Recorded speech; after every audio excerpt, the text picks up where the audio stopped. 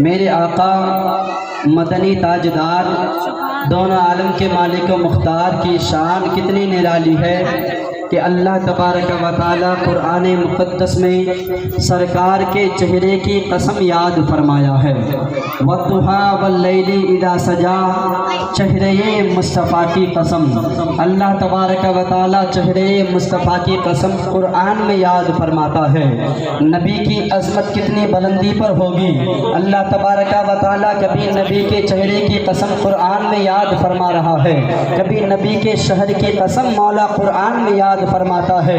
اللہ تبارک و تعالی کبھی نبی کے سینے کے بارے میں کہتا ہے تو یوں کہتا ہے الم نشرح لک صدرک، کبھی نبی کے ہاتھ کے بارے میں فرماتا ہے تو اللہ کہتا ہے ید اللہ فوق ایدیہم، اللہ نبی کے سفر کو بیان کرتا ہے تو کہتا ہے سبحان الذی اسری بعبدہ لیلا من المسجد الحرام۔ اللہ تبارک و تعالی نے قرآن میں جگہ بجگہ نہیں بلکہ پورے قرآن کو الحمد کی الف سے لے کر والناس کی سین تک نبی کی تعریف بیان کی ہے، نبی کی توصیف بیان کی ہے، نبی کی برائی بیان کی ہے۔ قرآن میں ایک دو مقام پر نہیں، دو چار مقام پر نہیں، 10-20 مقام پر نہیں، 1-2 لاکھ مقام پر نہیں، بلکہ پورے قرآن کو اللہ تبارک و تعالی نے حبیب کی نعت کی شکل میں نازل فرمایا ہے۔ سبحان اللہ، یہ شان میرے آقا آمنہ کے لال کی ہے، یہ مقام میرے آقا آمنہ کے لال فاطمہ کے بابا کا ہے۔ میرے آقا کا مقام کتنا اونچا ہے، اللہ اللہ اللہ اللہ، میرے آقا کا مقام کتنا اونچا ہے۔ اللہ اپنے حبیب کو کبھی یاد فرماتا ہے تو کہیں یاسین کہتا ہے، کہیں طٰہٰ کہتا ہے، کہیں یا ایھا المزمل کہتا ہے تو کہیں یا ایھا المدثر کہتا ہے، کبھی خدا یا ایھا الرسول کہتا ہے تو کہیں یا ایھا النبی کہتا ہے۔ نبی کی شان کتنی نرالی ہے، نبی کا مقام کتنا اونچا ہے۔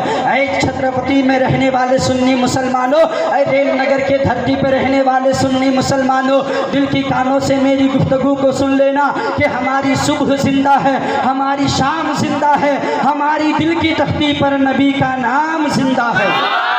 پتی پتی پھول پھول، پتی پتی پھول پھول، جشن آمد رسول۔ مسلمانوں، ہم اور آپ اس نبی کا ذکر کرنے آئے ہیں جسے خالق کائنات نے قرآن مقدسہ میں یا ایھا الرسول فرمایا ہے، جسے قرآن میں مولا نے یا ایھا النبی فرمایا ہے۔ اللہ فرماتا ہے کنت کنزا مخفیہ، میں تو چھپا ہوا خزانہ تھا۔ اللہ کہتا ہے میں تو چھپا ہوا خزانہ تھا۔ جب خالق کائنات نے سوچا کہ میرا چرچا کیا جائے، مجھے لوگوں میں مشہور کیا جائے، میں اپنے آپ کو لوگوں کے سامنے رکھوں، اللہ تبارک و تعالیٰ کہتا ہے کنت کنزا مخفیہ، میں تو چھپا ہوا خزانہ تھا۔ جب میں نے چاہا کہ میں اپنے آپ کو لوگوں کے سامنے ظاہر کروں، جب میں نے چاہا کہ میں اپنے آپ کو لوگوں کے سامنے ظاہر کروں تو خالق کائنات نے اپنے نور سے اپنے حبیب کے نور کو پیدا فرما دیا۔ پھر اس نبی کے نور سے پوری کائنات کو مولا نے پیدا فرمایا۔ کنت کنزا مخفیہ، میں تو چھپا ہوا خزانہ تھا۔